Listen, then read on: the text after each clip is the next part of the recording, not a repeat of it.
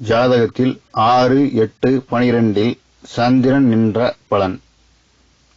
விளம்பிடுவேன் வெண்மதியும் எட்டில் நிற்க, விதியுறைவு நிதிமனையும் வித்தையுள்ளோன், களங்கமுள்ள நீர்ப்பயமும் குளிரும் காய்ச்சல், கணமுள்ள தாய் தந்தை கரிட்டாஞ்சொல்லு, தளங்கொண்ட ஆறுக்கு கழிச்சல் போக்கு, தனவிரயம் விதிகுறைவு கர்மமாகும், விளங்குகின்ற அன்னைக்கு தோஷஞ்சொல்லு, விரயமடா விளைவு கெடும் ஈராருக்கே.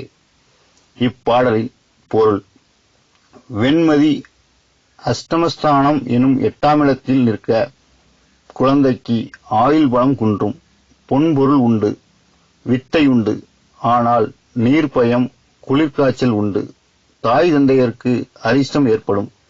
வெண்மதி 6ஆம் இடத்தில் நிற்க குழந்தைக்கு மலக்கழிச்சல் போக்கு உண்டாகும். வெண்மதி 12ஆம் இடத்தில் நிற்க தனவிரயமும் ஆயுள் பங்கமும் உண்டாகும். இவனது மாதாவுக்கும் தோஷம் உண்டாகும், பயிர் விளைச்சல் குறையும், வீண் செலவு அதிகமாகும்.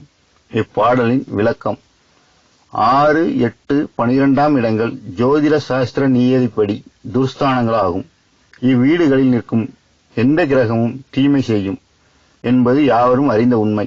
எனவே வெண்மதியாகிய சந்திரனும் இந்த ஸ்தானங்கள் இருந்தால் தீமை செய்வார் என கூறப்பட்டது.